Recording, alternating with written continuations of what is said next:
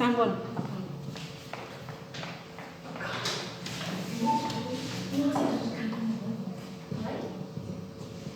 Bismillahirrahmanirrahim. Assalamualaikum warahmatullahi wabarakatuh. Alhamdulillahirabbil alamin wa bihi nasta'inu ala umuri dunya wa din. Wassalatu wassalamu ala asrofil anbiya'i wal mursalin wa ala alihi wa sahbihi ajma'in. Amin. Yang kami hormati Bapak Kepala Sekolah SD Negeri 2 Pagentan, Bapak Ibu dan Komite SD Negeri 2 Pagentan yang kami hormati. Pertama-tama marilah kita panjatkan puja dan puji syukur kehadirat Allah Subhanahu wa taala yang telah memberikan kita kesempatan untuk bisa berkumpul dalam acara hari ini. Sholawat serta salam semoga senantiasa tercurahkan kepada junjungan kita Nabi Agung Muhammad sallallahu alaihi wasallam yang telah memberikan kita banyak kenikmatan dan membawa kita dari zaman jahiliyah ke zaman terang benderang. Bapak Ibu yang saya hormati, sebelum acara dimulai, perkenankan saya membacakan susunan acara pada pagi hari ini.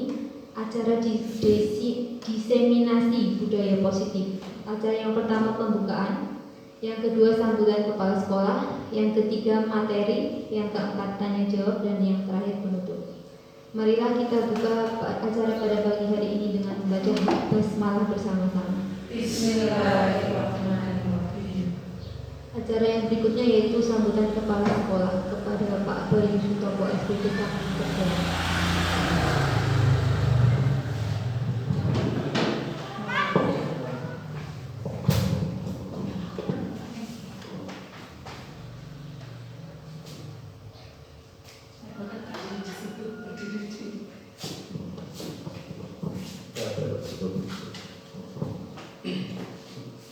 Bismillahirrahmanirrahim. Assalamualaikum warahmatullahi wabarakatuh. Waalaikumsalam warahmatullahi wabarakatuh. Alhamdulillahirabbil alamin wa bihi nasta'in wa ala kulli wassalatu wassalamu ala asrofil mursalin wa ala alihi wa sahbihi ajma'in. Yang saya hormati Bapak Ibu guru beserta staf administrasi SD Negeri 2 Pagentan. Yang saya hormati Bapak Ketua Komite dari SD Negeri 2 Pagentan.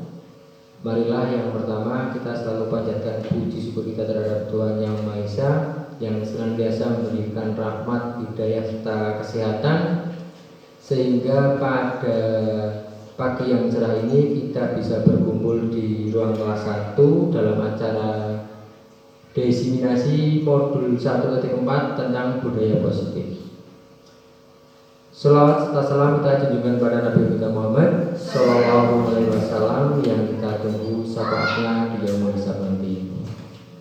Yang pertama saya mengucapkan terima kasih kepada Bu Beni yang sedianya pada pagi hari ini Bu Beni akan menyampaikan diseminasi tentang modul 1.4 yaitu budaya positif. Selanjutnya saya ucapkan terima kasih juga kepada Bapak Komite yang pada pagi ini juga berkenan hadir beserta Bapak dan Ibu Dewan Guru SD Negeri 2 Pagentan dalam acara yang diselenggarakan oleh Bu Beni. Kami selaku kepala sekolah di sini nanti Bu Beni akan menyampaikan paparan tentang budaya positif kepada Bapak Ibu semua dengan maksud dan tujuan nanti juga akan disampaikan oleh Bu Beni dan sedikit gambaran mungkin yang saya terima. Bu Beni akan memaparkan bagaimana tentang budaya positif di lingkungan khususnya di lingkungan SD Negeri 2 itu dilaksanakan supaya pada pembelajaran di sekolah setiap harinya budaya tersebut bisa berjalan dengan baik. Dan juga berharap kepada siswa-siswi SD Negeri 2 Pagentan terkait dengan budaya positif ini bisa menerapkan sehingga sirkulasi pendidikan di SD Negeri 2 Pagentan ini bisa aman dan tentram. Mungkin itu saja dari saya, kurang lebihnya mohon maaf. Saya akhiri, billahi taufiq wal hidayah. Assalamualaikum warahmatullahi wabarakatuh. Waalaikumsalam warahmatullahi wabarakatuh. Waktu saya kembalikan kepada pembawa saya.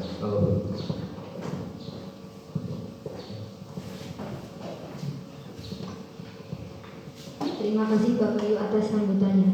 Berikutnya kita masuk ke acara inti, yaitu materi diseminasi budaya positif yang akan disampaikan oleh Bu Penny Ernawati SPD FDI. Kepadanya kami persilakan. Bismillahirrahmanirrahim. Assalamualaikum warahmatullahi wabarakatuh. Waalaikumsalam warahmatullahi wabarakatuh. Asyhadu an la ilaha illallah wahdahu la syarika lah wa asyhadu anna Muhammadan abduhu wa rasuluh. Amma ba'du. Yang terhormat Bapak Kepala SD Negeri 2 Pakentan Pak Yusufowo, yang saya hormati Bapak Ketua Komite SD Negeri 2 Pakentan, dan yang saya hormati pula Bapak Ibu Dewan Guru beserta karyawan SD Negeri 2 Pakentan. Pertama-tama marilah kita panjatkan puji syukur kita kehadirat Allah Subhanahu wa taala yang telah memberikan kepada kita nikmat yang luar biasa, sehingga pada pagi hari ini kita dapat berkumpul dalam acara diseminasi modul 1.4 budaya positif, sebagai tugas saya di modul 1.5 sebagai calon guru penggerak Kabupaten Banjarnegara. Selawat serta salam marilah senantiasa kita panjatkan kehadirat Nabi Muhammad SAW yang selalu kita nanti syafaatnya di yaumul qiyamah. Yang pertama saya ucapkan banyak terima kasih atas kebersediaan Bapak Ibu semua untuk mengikuti diseminasi ini, yang sudah meluangkan waktunya, yang meninggalkan pekerjaannya. Karena pada hari ini begitu banyak kesibukan yang harusnya kita lakukan. Langsung saja saya akan menuju ke materi.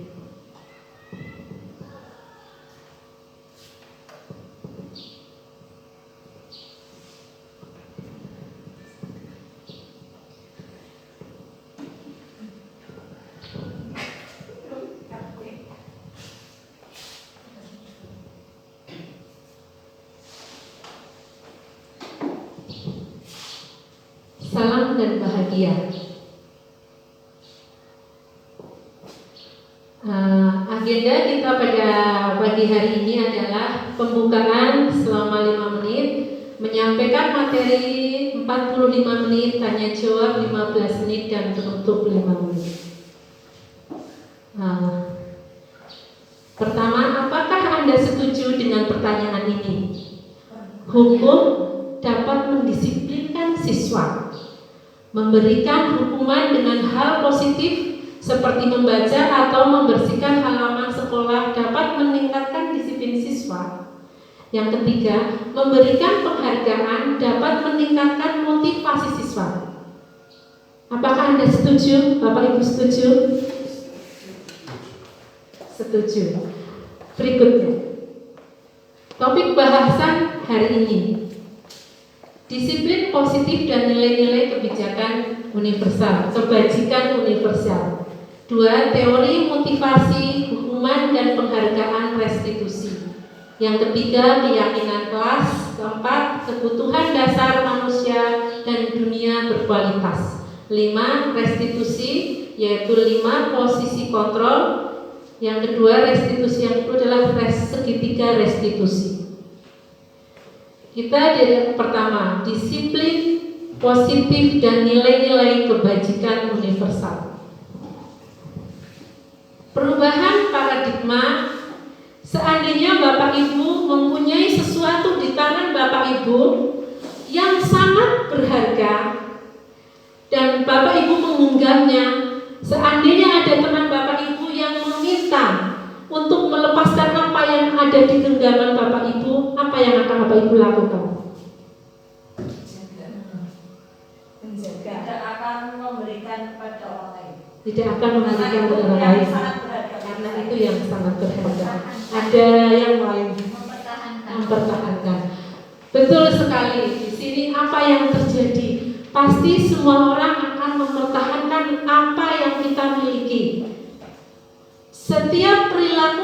manusia, baik itu positif maupun negatif, memiliki tujuan. Semua memiliki tujuan. Seperti kita dalam menggenggam tangan kita mempunyai tujuan agar apa yang kita miliki tidak terlepas, tidak jatuh atau tidak diminta, direbut oleh orang lain. Walaupun itu hal positif atau negatif, bahkan hal negatif pun, semua perlakuan itu mempunyai alasan. Kenapa berlaku seseorang melakukan hal yang tidak baik atau positif ataupun negatif, itu mempunyai alasan. Perubahan paradigma kontrol atau ilusi kontrol. Ilusi guru mengontrol murid atau ilusi bahwa kritik dan membuat orang merasa bersalah dapat menguatkan karakter. Ilusi bahwa semua penguatan positif, efektif, dan bermanfaat. Ilusi bahwa orang dewasa memiliki hak untuk memaksa. Jadi dari tadi itu kita memiliki ilusi bahwa seakan-akan kita memiliki kemampuan untuk mengontrol orang lain. Kita mampu mengontrol peserta didik kita untuk tidak ramai, untuk tidak apa. Tapi pada perubahan paradigma stimulus respon atau teori kontrol, di sini dijelaskan bahwa stimulus respon kita mencoba mengubah agar pandangan semua orang sama dengan kita. Semua orang berpandangan sama dengan kita. Tapi di sini di teori kontrol kita berusaha memahami pandangan orang lain tentang dunia. Jadi ada dua teori yang dimana berbeda. Perilaku buruk dilihat sebagai suatu kesalahan. Kalau di teori kontrol, semua perilaku memiliki tujuan. Seperti tadi kita kenapa menggenggam, karena semua perilaku memiliki tujuan, walaupun itu perilaku yang negatif. Orang lain bisa mengontrol saya, padahal hanya kita sendiri yang mampu mengontrol diri kita. Saya bisa mengontrol orang lain? Tidak, Anda tidak bisa mengontrol orang lain. Seandainya itu hanya ilusi, seakan-akan mereka bisa kita kontrol, tapi sebenarnya mereka memberikan peluang untuk mereka kontrol. Jadi mereka itu sadar kalau saya bersedia untuk dikontrol. Berarti bukan kita yang mampu mengontrol mereka, tapi mereka bersedia untuk kita kontrol. Bagaimana kita menciptakan agar mereka bersedia untuk kita kontrol dengan pijakan-pijakan. Pemaksaan pada Anda pada saat tujuan gagal. Kalau kita tadi seperti tadi merebut, tapi kita tidak mampu, jadi seakan-akan kita tujuannya gagal. Padahal kolaborasi dan konsensus menciptakan pilihan-pilihan baru. Model berpikir menang kalah. Kalau di teori kontrol, model berpikir menang. Jadi tidak ada yang kalah. Jadi semuanya menang. Hanya dengan cara yang berbeda. Siapa yang sesungguhnya memiliki kontrol? Jadi yang memiliki kontrol pada diri kita hanya diri kita. Kita tidak bisa dikontrol oleh orang lain. Hanya kita yang bisa mengontrol diri kita. Di sini tentang disiplin positif, teori kontrol atau teori pilihan dari Dr. William Besser. Anda tidak bisa mengontrol orang lain, hanya Anda yang bisa mengontrol diri Anda. Di sini dari makna disiplin belajar kontrol diri dengan menggali potensi kita agar tercapai tujuan mulia, yaitu sesuatu menjadi seseorang yang kita inginkan berdasarkan nilai-nilai yang kita hargai. Jadi setiap orang itu memiliki nilai-nilai tersendiri. Nanti kita akan bahas lagi. Semua perilaku memiliki tujuan. Ada tujuan dari motivasi, tujuan dari luar diri kita atau dari ekstrinsik maupun dari dalam diri kita, yaitu intrinsik. Kenapa kita melakukan? Ada apa saja motivasi dari luar? Kenapa Bapak Ibu berangkat pagi-pagi? Tidak nanti kesiangan. Karena Bapak Ibu itu motivasi dari luar untuk menghindari hukuman. Untuk mendapatkan imbalan, umpamanya ben dalem kepala sekolah mangkat hasil bisa seperti itu. Anak-anak juga seperti itu yang sama. Terus menghindari hukuman tadi, takut nanti dihukum telat, nggak bisa absen, itu karena ada pengaruh dari luar. Tapi bagaimana kita menanamkan dari dalam diri kita untuk menghargai diri kita. Kenapa kita berangkat pagi? Yaitu untuk menghargai diri kita, untuk nilai-nilai kebajikan universal yang nantinya akan kita tuangkan dalam keyakinan kelas. Berikutnya adalah model berpikir menang-menang, kolaborasi dan konsensus menciptakan pilihan-pilihan baru. 5. Posisi kontrol. 1. Penghukum atau pembuat merasa bersalah. Ada 5 posisi kontrol. Yang pertama menghukum, yang kedua membuat merasa bersalah, yang ketiga teman, yang keempat pemantau, dan yang kelima manajer. Dari kelima posisi kontrol itu pasti semua guru telah pernah melakukannya, pernah menghukum, pernah membuat merasa bersalah, juga pernah melakukan sebagai teman, pemantau, bahkan pernah melakukan berperan sebagai manajer. Berikutnya adalah segitiga restitusi. Segitiga restitusi yaitu bagaimana kita mendisiplinkan anak dengan segitiga restitusi. Yang pertama, menstabilkan identitas. Yang kedua, memvalidasi kebutuhan. Yang ketiga, menanyakan keyakinan. Ini tiga-tiganya harus dilakukan. Walaupun tidak harus urut, pertama harus menstabilkan identitas, tidak. Kita bisa dengan memvalidasi kebutuhan dulu. Kenapa kamu melakukan kesalahan? Kenapa kamu lari-lari? Tidak harus kita cari, tidak apa-apa nak, menstabilkan identitas, tidak. Kita harus bisa mulai dari mana saja, karena kondisi dan situasional tergantung dari kesalahan anak tersebut. Apakah guru juga tidak pernah melakukan kesalahan? Sama, kita juga bisa melakukan itu untuk guru ataupun peserta didik kita. Realitas kebutuhan kita berbeda. Kita berusaha memahami pandangan orang lain tentang dunia. Setiap orang memiliki gambaran yang berbeda. Apa itu dunia? Di gambaran masing-masing orang itu berbeda. Ada 5 kebutuhan dasar manusia. Yang pokok yaitu bertahan hidup, penguasaan, kasih sayang dan rasa diterima, kesenangan dan kebebasan. Jadi kebutuhan dasar yang dimiliki manusia adalah itu. Kenapa kadang orang melakukan kesalahan? Karena dia untuk bertahan hidup.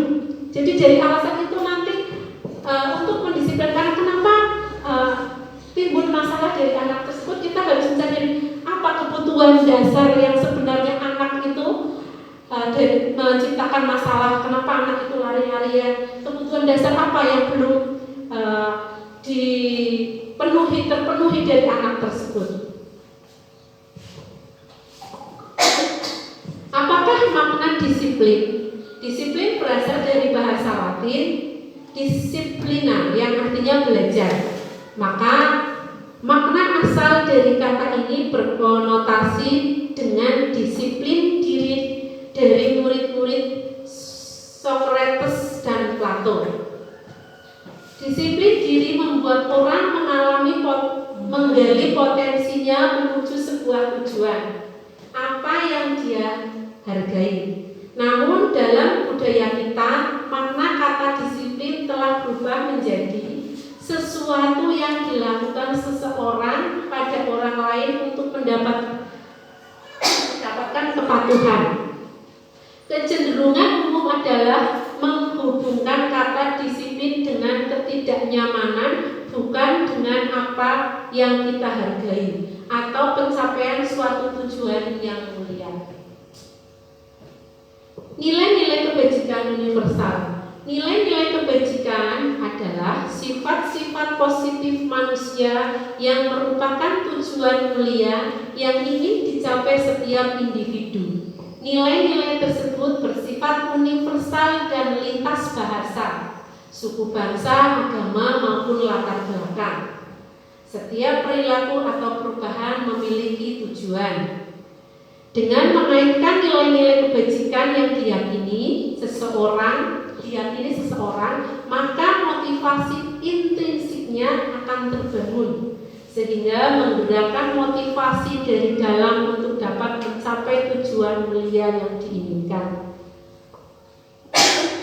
Nilai-nilai kebajikan yang ingin dicapai oleh setiap anak Indonesia kita kenal dengan profil pelajar Pancasila: beriman, bertakwa kepada Tuhan Yang Maha Esa, berakhlak mulia, mandiri, bernalar kritis, berkebinekaan global, dan gotong royong dan kreatif.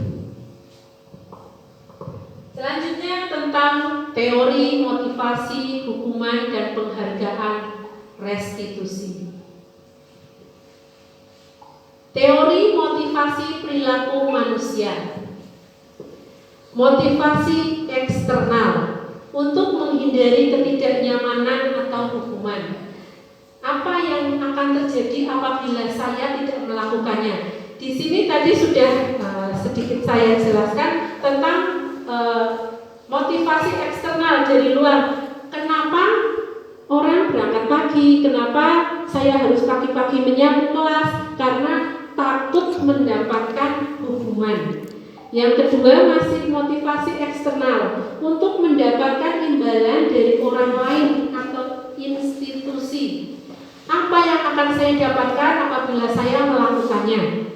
Ada kita memberikan reward atau memberikan penghargaan kepada anak yang berangkat paling pagi akan mendapatkan bintang atau akan mendapatkan hadiah. Nah, itu adalah motivasi eksternal. Tapi bagaimana kita menanamkan motivasi internal? Itu adalah tujuan dari budaya positif adalah menanamkan motivasi internal untuk menghargai diri sendiri. Apa yang dia lakukan adalah untuk menghargai diri sendiri. Perintah, akan tetapi juga cakap buat memerintah diri sendiri. Jadi kita dengan budaya positif itu kita akan menciptakan manusia yang merdeka, manusia yang mampu memerintah dirinya sendiri. Proses menciptakan kondisi bagi murid untuk memperbaiki kesalahan mereka, sehingga mereka bisa kembali kepada kelompok mereka dengan karakter yang lebih kuat. Restitusi juga merupakan proses kolaboratif yang mengajarkan murid untuk mencari solusi untuk masalah mereka dan membantu murid berpikir tentang orang seperti apa yang mereka inginkan menjadi tujuan mulia dan bagaimana mereka harus memperlakukan orang lain. Jadi restitusi itu akan mengembalikan mereka yang melakukan kesalahan kepada kelompok mereka kembali, kepada masyarakat, tanpa mereka selalu dihantui rasa bersalah, selalu rasa penyesalan, tapi akan kembali dengan lebih baik, dengan karakter yang lebih baik lagi.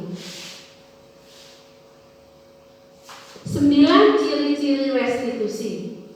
Pertama, bukan untuk menebus kesalahan, namun untuk belajar dari kesalahan. Kedua, memperbaiki hubungan. Yang ketiga, tawaran bukan paksaan. Keempat, restitusi menuntun untuk melihat ke dalam diri. Kelima, restitusi mencari kebutuhan dasar yang mendasari tindakan. 6. Restitusi diri adalah cara yang paling baik. 7. Restitusi fokus pada karakter bukan tindakan. 8. Restitusi fokus pada solusi. 9. Restitusi mengembalikan murid yang berbuat salah pada kelompoknya. Di sini yang digarisbawahi adalah restitusi fokus pada solusi. Jadi dengan restitusi anak akan mencari solusi dari masalah yang mereka ciptakan. Kamu menumpahkan minum, apa yang akan kamu lakukan dengan kesalahan kamu? Mereka akan mencari solusi sendiri.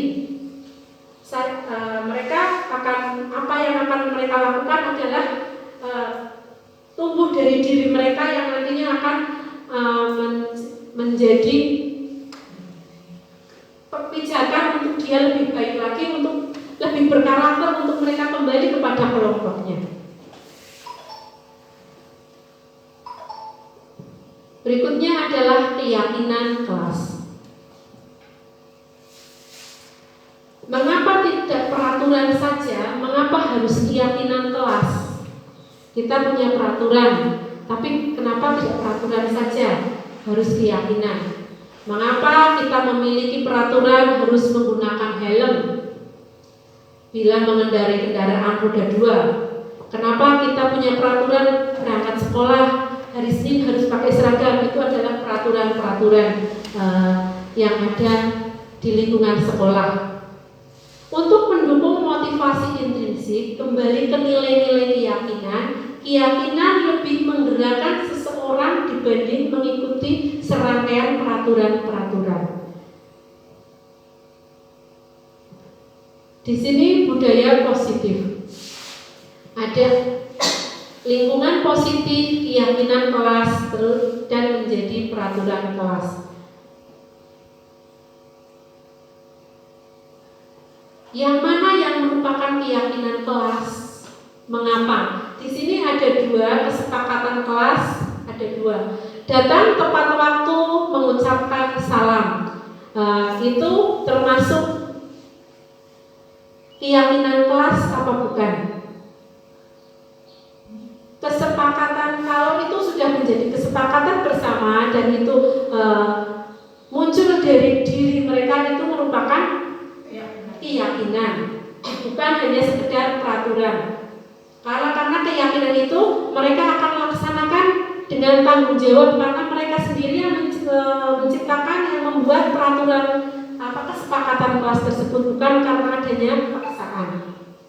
Menjaga kebersihan sekolah, berdoa sebelum dan sesudah kegiatan.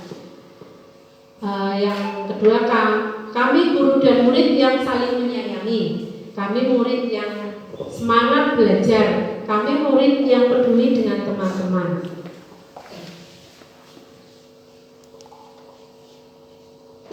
Kegiatan pendalaman keyakinan kelas atau tabel T dan Y.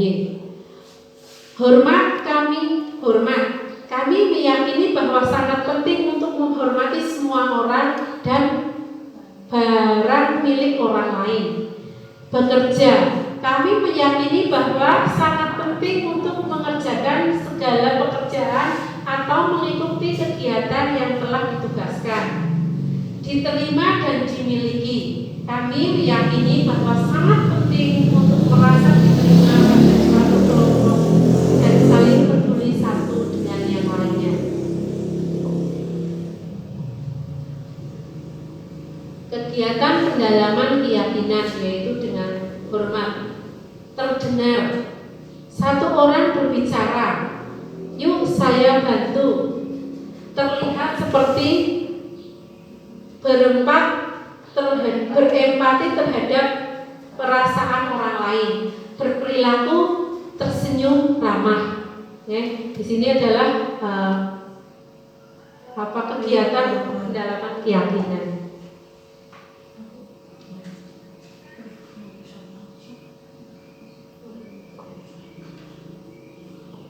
Pernahkah Anda mendengar pernyataan dihukum oleh penghargaan? Pernah. Setidaknya ada 8 faktor pendukung pernyataan tersebut. Kenapa penghargaan itu menghukum? Penghargaan itu hukuman. Karena pengaruh jangka panjang dan jangka pendek. Ini tentang penghargaan. Kadang kita memberikan penghargaan kepada peserta didik yang ranking 1 akan mendapatkan hadiah, atau yang kalau paling bersih mejanya atau paling bersih kelasnya, kita akan memberikan penghargaan. Ternyata penghargaan itu menghukum anak didik kita.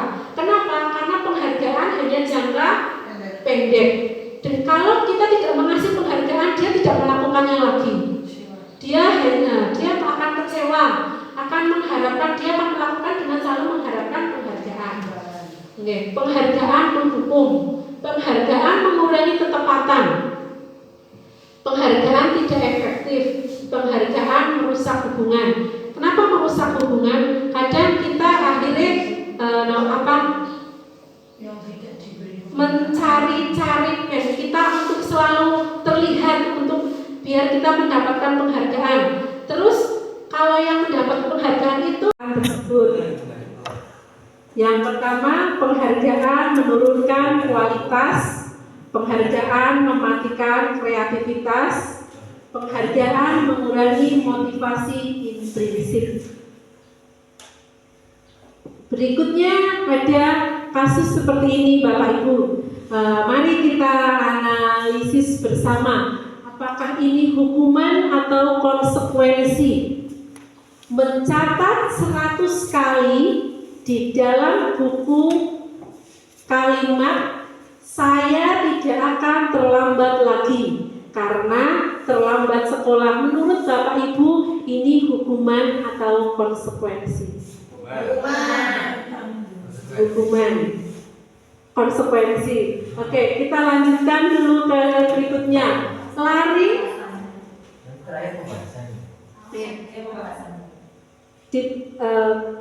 Kenapa yang menjawab hukuman kenapa?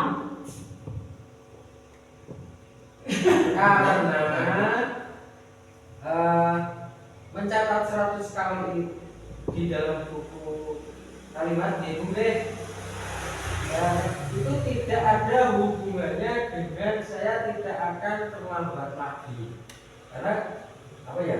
Beda kegiatan karena terlambat sehingga anak tersebut kena hukuman itu beda kegiatan. Jadi itu termasuk hukuman. Terima kasih Pak Bayu. Tadi ada yang menjawab konsekuensi. Kenapa konsekuensi? Ya karena apa ya? Melakukan kesalahan. Karena melakukan kesalahan.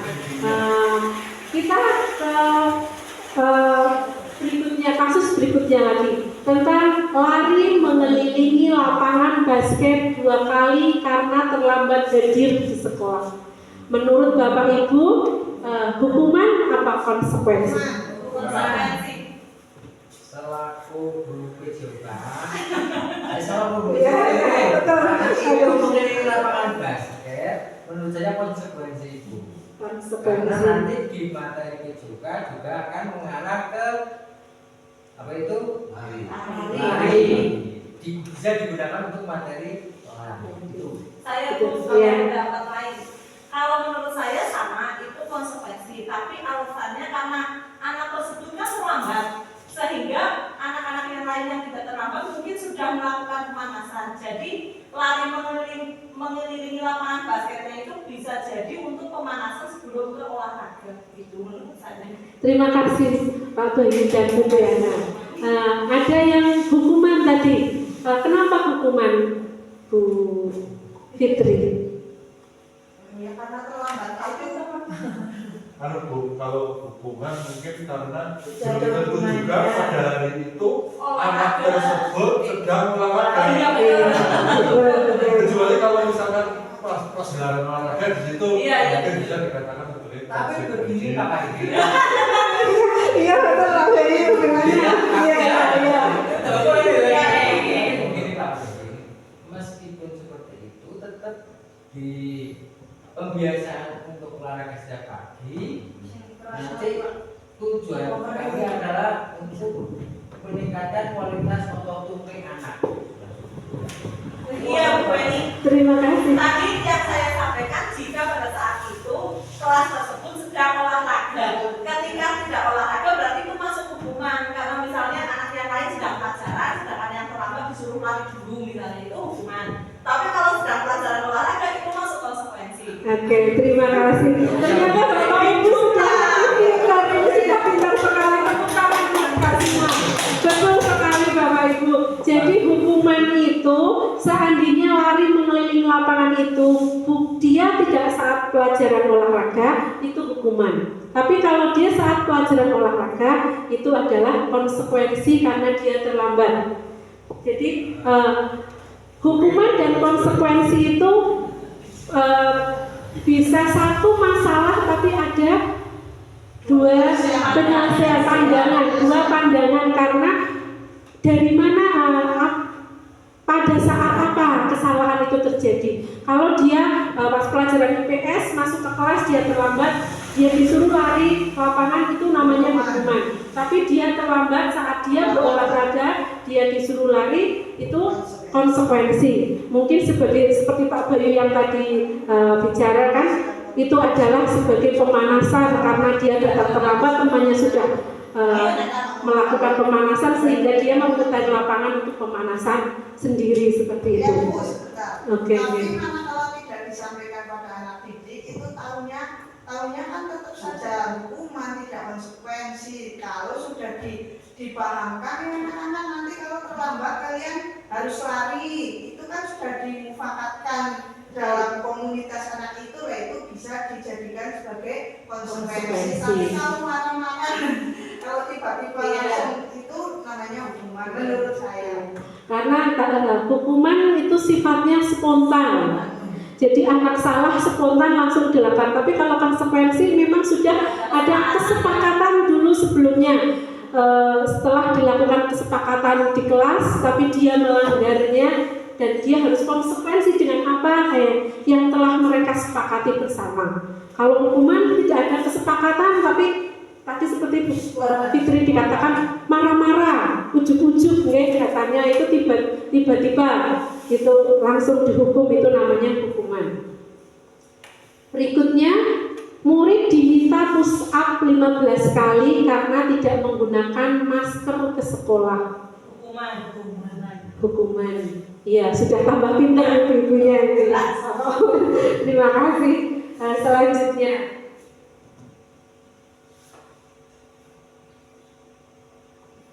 menggantikan kertas tugas teman yang telah dicoret-coret. Jadi dia mencoret-coret tugas teman dan dia suruh mengganti kertas. Hukuman apa? Konsekuensi. Betul sekali. Membersihkan tumpahan air di meja tulis karena tersenggol pada saat belajar. Konsekuensi. Betul. Berikutnya, murid disuruh untuk mengenakan sepatu seharian di sekolah karena tidak mengenakan sepatu hitam. Ini ada salah tulisan kurang. Murid disuruh tidak mengenakan, maaf ya.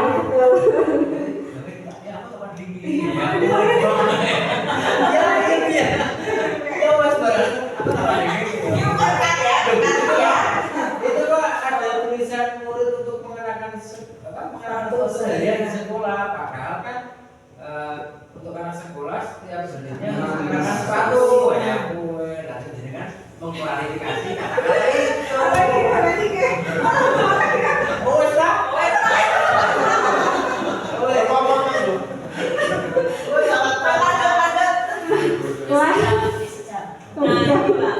Lari mengelilingi lapangan basket 2 kali karena terlambat 10 menit untuk pelajaran PJUK. Iya, betul sekali. Ini tadi lari. Coba kita cek jawabannya. Betul sekali. Ternyata Bapak Ibu luar biasa. Terima kasih. Tepuk tangan untuk kita semua. Sekarang lanjut untuk apa sih perbedaan hukuman. Tadi setelah kita dari kasus-kasus tersebut, apa sih perbedaan hukuman dan konsekuensi? Mohon Bu Asih untuk membacakannya.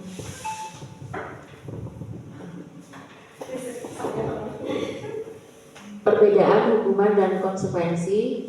Dari hukuman yang pertama, sesuatu yang menyakitkan harus terjadi. Sedangkan konsekuensi itu sesuatu yang harus terjadi. Kemudian dari hukuman membuat anak sakit fisik maupun hati. untuk jangka waktu yang lama. Kemudian untuk konsekuensi, membuat anak merasa tidak nyaman dalam jangka waktu pendek. Hukuman, anak membenci kedisiplinan, sedangkan konsekuensi, anak menghargai kedisiplinan.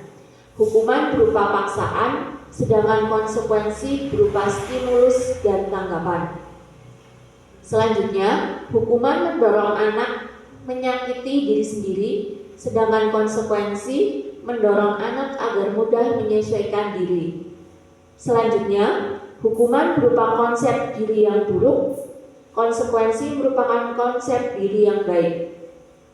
Hukuman, anak belajar untuk menyembunyikan kesalahan, sedangkan konsekuensi, anak belajar untuk mematuhi peraturan. Yang terakhir, hukuman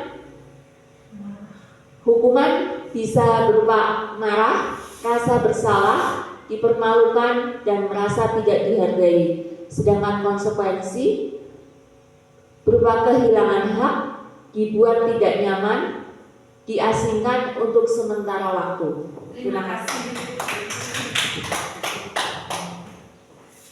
Terima kasih Bu Aziz. Ternyata sudah luar biasa tentang pemahaman kita tentang hukum dan konsekuensi. Berikutnya tentang hukuman, masih tentang hukuman dan konsekuensi. Di sini ada tentang identitas sukses dan identitas gagal, tentang disiplin. Disiplin ada dua, tentang konsekuensi dan restitusi. Yang pertama, hukuman, sesuatu yang menyakiti harus terjadi. Tadi kalau kita menghukum, kita akan menyakiti siswa tersebut. Tapi kalau konsekuensi, sesuatu harus terjadi. Tapi intinya apa yang terjadi itu adalah konsekuensi apa yang telah kita sepakati. Sedangkan restitusi adalah merupakan pilihan dari kita.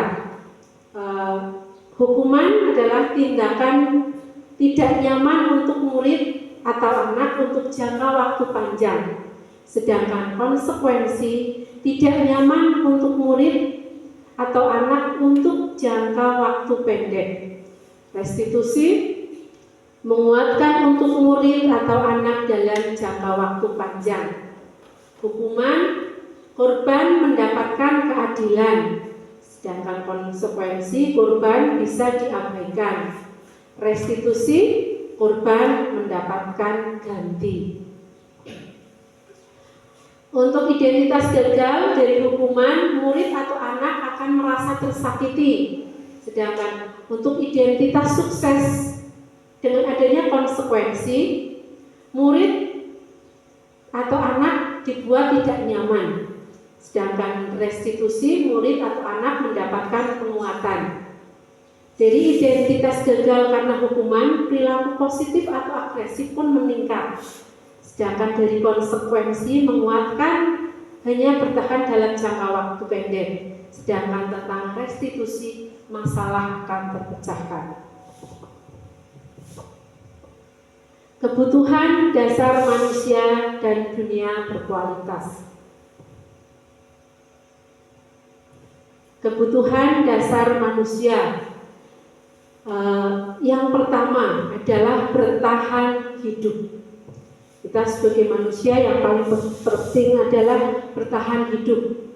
Kemudian setelah kita bertahan hidup, kita membutuhkan cinta kasih dan rasa memiliki dan dimiliki.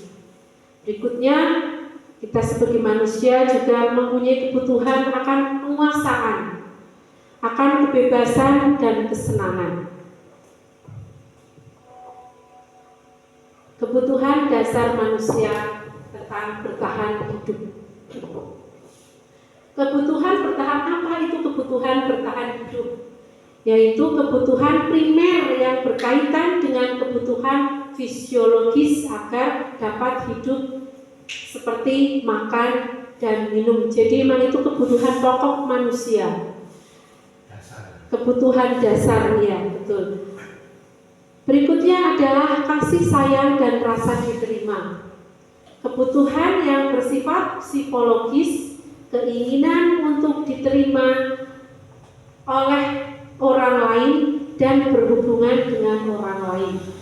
Jadi di sini adalah lebih ke sosial. Berikutnya adalah tentang penguasaan.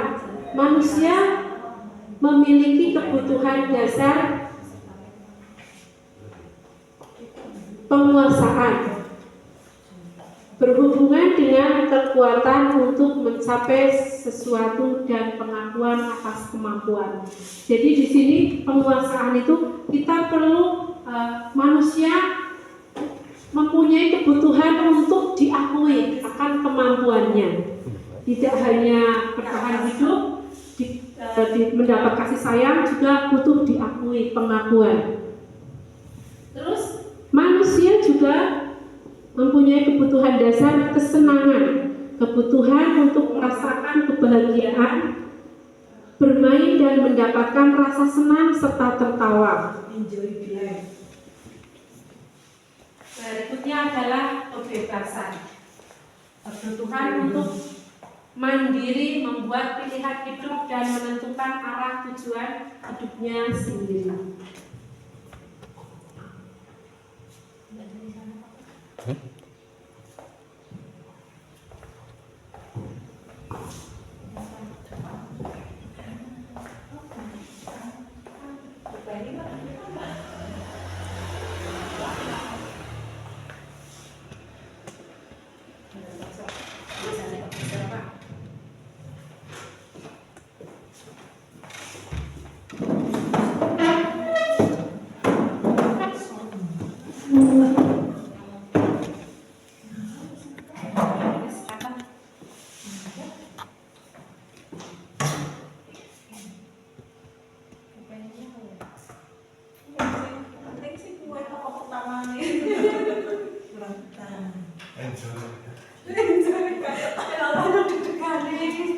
Agak kasih beban ini agak.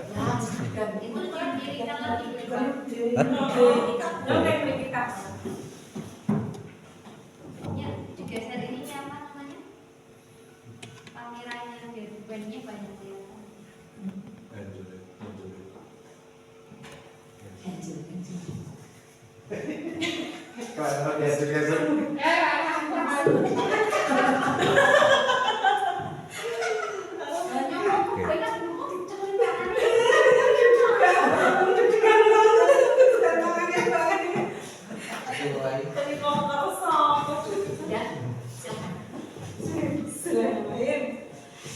Berikutnya adalah 5 posisi kontrol.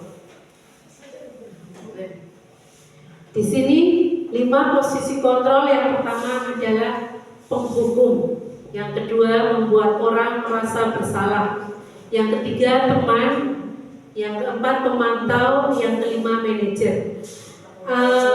Sebelum saya lanjutkan, apakah Bapak Ibu peran apa yang kira-kira Bapak Ibu pernah lakukan kepada murid-murid Bapak Ibu semua? Sudah semua. Pernah jadi penghukum, pernah jadi teman. Semuanya. Semuanya sudah pernah. Ya. Yang paling sering jadi apa? Ternyata betul Bu, Bapak Ibu semua. Kita pernah melakukan semua posisi kontrol tersebut, oke? Pernah menghukum, tapi pernah jangan setiap hari menghukum. Pernah menghukum, membuat merasa bersalah juga pernah. Sebagai teman sering. Nah, pemantau juga biasa. Juga biasa, ya. Manajer apalagi setiap hari. Ya, betul sekali. Dalam 5 posisi kontrol ini, guru dituntut untuk menjadi manajer, di mana guru harus membuat peserta didik itu merasa nyaman, mengembalikan identitas peserta didik itu menjadi stabil dan mengembalikan mereka ke Jalan yang benar. kepada kelompoknya mereka dengan lebih baik dengan motivasi positif yang mereka miliki. Saya juga sendiri pernah menjadi penghukum, marah-marah. Kenapa kita menjadi posisi menghukum? Apa penyebabnya? Ternyata ada kebutuhan dasar kita yang belum terpenuhi. Kita guru juga manusia yang memiliki kebutuhan dasar. Pada saat kita marah-marah mungkin kebutuhan dasar kita belum terpenuhi. Atau di rumah kita padu marah sama keluarga. Atau ternyata kita tadi pagi belum sarapan, lapar, ya. Apalagi kadang tidak punya uang, itu menjadikan kita kebutuhan dasarnya belum terpenuhi. Sehingga kita marah-marah, dan itu kita marah-marah kepada peserta didik kita, dibawa ke sekolahan marah-marah kepada peserta didik, dan itu wajar. Kita manusia pasti pernah melakukan kesalahan, tapi kita sebagai guru harus lebih bijak lagi untuk peserta didik kita, karena kita adalah manajer untuk murid-murid kita. Membuat merasa bersalah pun sering, seakan-akan kita baik sekali, kita mau ibu guru mohon jangan lakukan lagi. Ternyata itu bukan sesuatu yang baik. Ternyata itu adalah membuat anak kita merasa bersalah. Mereka, iya aku salah sama bu guru, dan perasaan itu terus yang menghantui mereka. Jadi bagaimana kita akan menjadi manajer dengan mengajukan pertanyaan-pertanyaan yang membuat mereka kembali kepada kelompoknya dengan lebih baik lagi.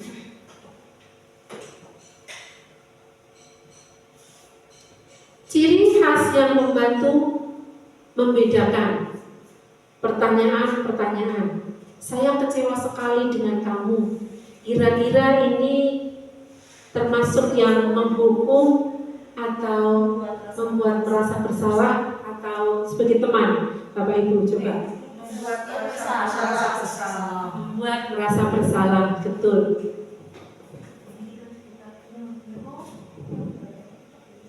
Kamu tidak pernah belajar, kamu tidak pernah benar melakukannya.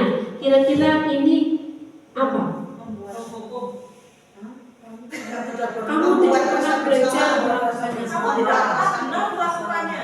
Jadi dia kayak anak dengan kata-kata itu mungkin akan sakit hati, atau mungkin menurut saya penghukum.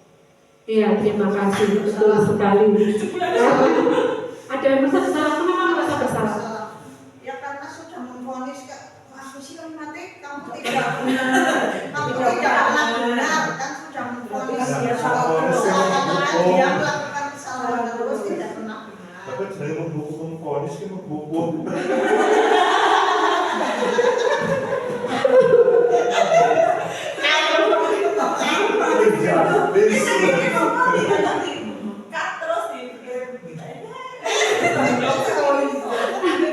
Iya, ini adalah menghukum. Yang ketiga, ayolah lakukan demi ibu atau bapak. Itu lebih ke ayolah. Itu sebagai teman. Lebih ke sebagai teman. Yang berikutnya, apakah kamu mau mendapatkan stiker bintang hari ini? Manajer. Apakah kamu mau mendapatkan stiker atau bintang hari ini? Manajer. Manajer, teman, pemantau. Merasa bersalah, penghukum. Manajer. Ada lagi selain manajer? Apakah kamu mau mendapatkan stiker bintang dari pemantau? Ya betul, itu ke pemantau. Terus dulu baru mendapatkan bintang. Iya betul sekali ya. Bagaimana kamu bisa menyelesaikan masalah ini? Nah, inilah manajer. Betul sekali. Betul sekali, ini adalah sebagai manajer. Kamu selalu yang paling terakhir. Buat rasa bersalah. Ini penghukum. Ini penghukum. Ya Allah, kamu selalu yang paling terakhir. Kamu Mantau. Kamu selalu yang paling terakhir. Coba buka. Apa? Buka pikir jadi. Ya, buka titik. Jos. Ini tak selalu bersalah, lebih ke pemantau. PowerPoint senes, niku PDF, kamera itu PDF. Tapi sudah ada di sananya hitam. Iya. Bergerak antara. Nyempit dan jelas. Anak-anak maksudnya kepikir. Selanjutnya, maksudnya di Peraturan memantau konsekuensi bergerak Benar-benar belajar. apa ini? Bergerak antara arahnya mana?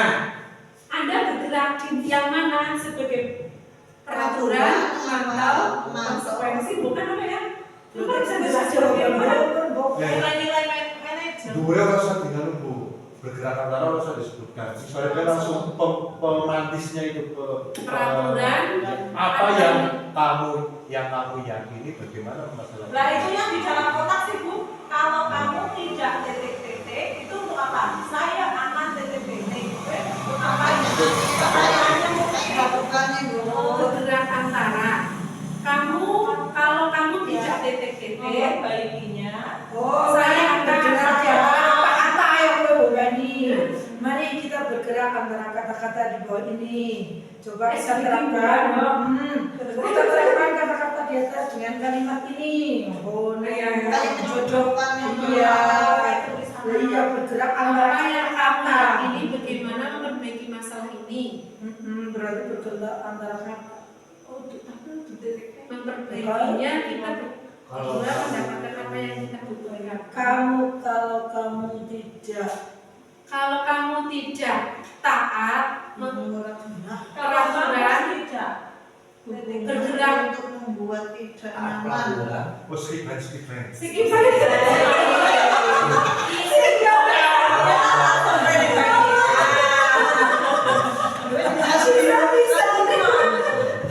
Bisa baik kan kalau kecipratan semua bertanggung jawab.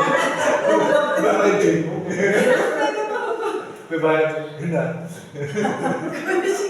dari 5 posisi kontrol tadi. Setelah kita mempelajari kasus-kasus tadi, posisi yang baik untuk seorang guru adalah sebagai manajer, di mana sebagai manajer adalah posisi kontrol yang sangat dianjurkan untuk diterapkan karena termasuk dalam motivasi internal. Posisi ini dapat memantau murid membantu murid memahami kesalahannya sendiri, lalu akan belajar mengevaluasi untuk menyelesaikan masalah berdasarkan keputusannya untuk memperbaiki diri ke depannya.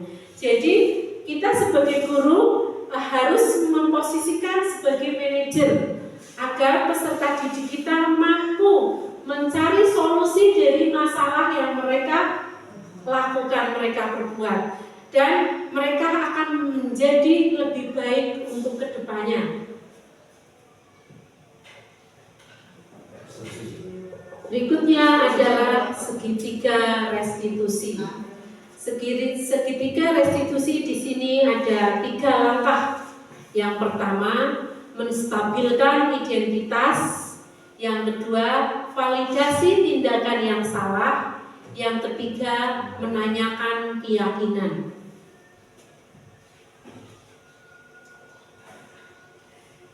Segitiga restitusi. Di sini dari menstabilkan identitas, kita bisa menanyakan kepada anak. Setiap orang pasti pernah melakukan kesalahan. Itu adalah pertanyaan di mana kita akan menstabilkan identitas. Setelah anak melakukan kesalahan, kita menstabilkan identitasnya kembali. Tidak apa-apa. Semua orang pernah melakukan kesalahan, sehingga dia merasa dirinya kembali lagi. Oh iya, walaupun saya salah, tapi memang kesalahan itu adalah manusiawi. Pernah dilakukan oleh semua orang. Kamu bukan satu-satunya yang pernah melakukan kesalahan. Jadi dia identitasnya akan kembali walaupun dia melakukan kesalahan. Setelah itu kita akan memvalidasi kebutuhan. Kenapa dia melakukan kesalahan tersebut? Kita akan kebutuhan apa? Kebutuhan dasar apa yang belum terpenuhi dari anak tersebut sehingga anak tersebut melakukan kesalahan. Kamu Bapak Ibu bisa melakukannya dengan menanyakan, kamu tentunya punya alasan. Kenapa alasan dari anak tersebut melakukan kesalahan? Karena semua tindakan didasari dengan alasan. Semua tindakan ada alasannya.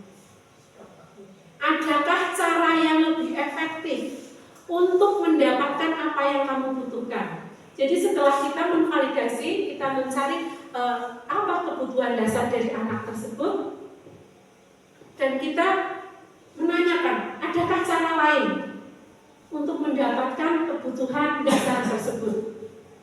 Berikutnya menanyakan keyakinan. Nilai-nilai apa yang telah kita sepakati? Apakah apa yang kamu lakukan itu sesuai dengan kesepakatan kita, sesuai dengan keyakinan kita? Kita tanyakan di situ. Jadi kita tidak langsung, oh kamu salah, kamu kayak gini, tidak. Kenapa kamu salah? Kenapa kamu melakukan kesalahan? Tidak, kita langsung menjasis, menghukum, memvonis bahwa kamu salah, tapi kita menggali alurnya. Kenapa kamu melakukan kesalahan? Iya, alurnya di situ betul sekali. Setelah kita tahu kenapa dia melakukan kesalahan, kebutuhan dasar apa yang belum terpenuhi dari anak tersebut, kita akan menanyakan keyakinan. Apakah itu sesuai dengan keyakinan kita? Terus kita juga bisa menanyakan, kamu ingin jadi seperti apa? Ingin menjadi seperti apa nantinya? Nah, dari situ anak akan mencari solusi dari masalahnya sendiri. Anak akan mencari solusi. Seperti contohnya tadi ada menumpahkan air di meja. Kenapa kamu melakukannya? Mungkin karena dia lari-larian. Kenapa lari-larian? Dia membutuhkan karena dia senang. Nah, berarti kebutuhan kesenangan yang ingin dia dapatkan di situ. Dan kita bisa dengan memvalidasi kebutuhan. Apakah ada cara yang lebih bijak agar kamu tidak menumpahkan? Mungkin mereka akan berlari-lari di luar, tidak di kelas. Seperti itu. Terus apa yang akan kamu lakukan? Nilai-nilai apa? Dia akan mencari solusi seperti apa? Dengan membersihkan meja dan lantai yang tertumpah air, dan akan meminta maaf kepada teman yang air minumnya ditumpahkan. Untuk membuat anak yang merasa gagal karena merasa bersalah menjadi positif terhadap dirinya, menstabilkan identitas, yang seperti yang tadi saya katakan, guru berkata, berbuat salah itu hal yang manusiawi. Tidak ada manusia yang sempurna. Bapak Ibu juga berbuat salah. Atau kita pasti bisa menyelesaikan masalah ini. Bapak Ibu tidak terkait untuk mencari tahu siapa yang salah atau siapa yang benar. Kalau kamu menyalahkan dirimu sendiri,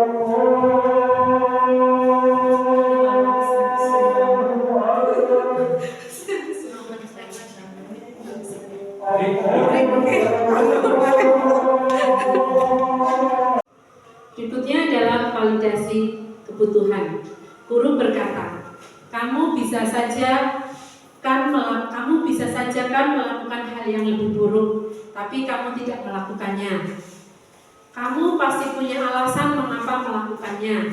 Nah, tadi untuk memvalidasi kebutuhan kita menanyakan, kenapa kamu melakukan kesalahan tersebut? Apa alasannya di situ? Apa yang penting bagimu? Kamu boleh tetap berusaha menjaga sikap itu, tapi tambahkan sikap yang lain, yang baru. Maukah kamu belajar cara lain untuk mendapat yang kamu butuhkan tanpa harus memukul? Apakah kamu bisa melakukan dengan lebih baik besok lagi? Nah, ini adalah tentang validasi kebutuhan. Berikutnya adalah tentang menanyakan keyakinan. Guru berkata, apa nilai yang kita percaya di kelas atau di sekolah kita? Nilai-nilai universal apa yang telah kita sepakati? Kelas yang ideal itu seperti apa sih? Kita tanyakan kepada mereka, sehingga mereka akan memiliki keyakinan baru. Kalau kita menggoyahkan keyakinan mereka, kita harus menanamkan keyakinan-keyakinan yang baik untuk mereka. Apa yang kamu rasakan ketika kamu melakukan itu? Kamu menjadi orang yang seperti apa? Selain dari segitiga restitusi, untuk menerapkan disiplin positif ada intervensi 30 detik. Nah, kalau kita sudah melakukan ternyata intervensi 30 detik, kalau sudah anak tersebut sudah menyadari apa kesalahan mereka, kita tidak perlu melakukan segitiga restitusi. Karena ini adalah langkah yang awal, 30 detik. Seperti apa langkah-langkahnya? Apakah kamu ingin berbuat lebih baik? Apakah saat ini kamu sedang menjadi orang yang sedang kamu inginkan? Apakah kamu bisa mengubah kegiatan atau perilaku kamu saat ini menjadi sikap yang lebih membantu? Apakah wajar membuat kesalahan? Nah, dari pertanyaan-pertanyaan ini, kalau anak sudah menyadari apa kesalahan mereka dan mampu mencari solusi dari kesalahan mereka dan mau memperbaiki kesalahan mereka, tidak perlu melakukan segitiga restitusi. Lanjut, menguji pemahaman. Hukuman dapat mendisiplinkan siswa. 2. Pemberian hukuman adalah hal positif seperti membaca atau membersihkan halaman. Sekolah dapat meningkatkan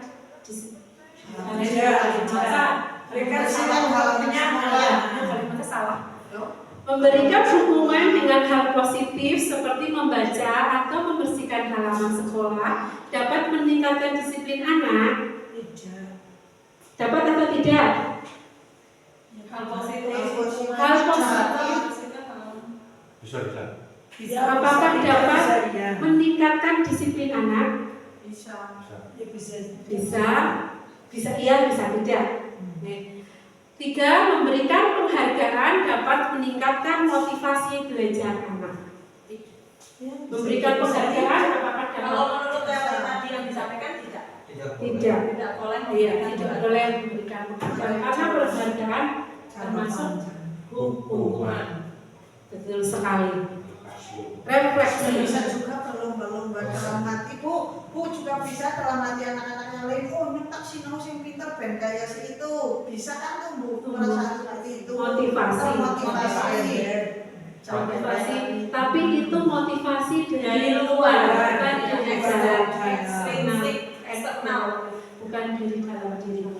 Itu karena pengaruh dari penghargaan tadi. Jadi penghargaan itu menghukum mereka. Mereka akan melakukan, tapi hanya karena orang lain. Kalau orang lain tidak melakukannya, kita juga tidak akan melakukannya. Nah, untuk refleksi, mohon Pak, untuk membacakan Pak.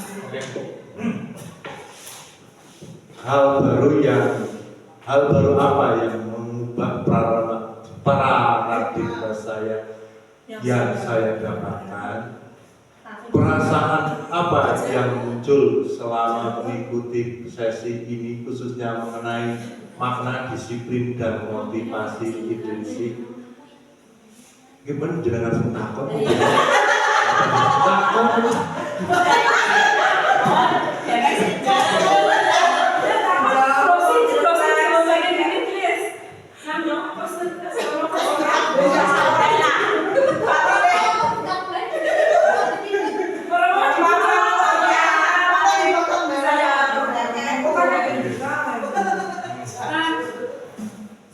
Kita memasuki ke tahap refleksi. Ada 4 pertanyaan di sini. Saya akan tanyakan kepada Bapak Ibu tentang pemahaman dari materi yang telah saya sampaikan tadi. Hal baru apa yang mengubah paradigma saya yang saya dapatkan? hukuman dan konsekuensi. Segitiga restitusi. Hal yang saya dapatkan dalam mengubah paradigma saya setelah tadi saya mendengar tentang diseminasi. Ya, kayak gue. Maka saya bisa membedakan mana itu hukuman dan mana itu konsekuensi. Terima kasih. Terima kasih sekali. Terima kasih Pak Arifin. Betul sekali. Nomor 2. Perasaan apa yang muncul selama mengikuti sesi ini? Khususnya mengenai makna, disiplin, dan motivasi intrinsik pada Budi Monggo. Saya menyesal. Perasaan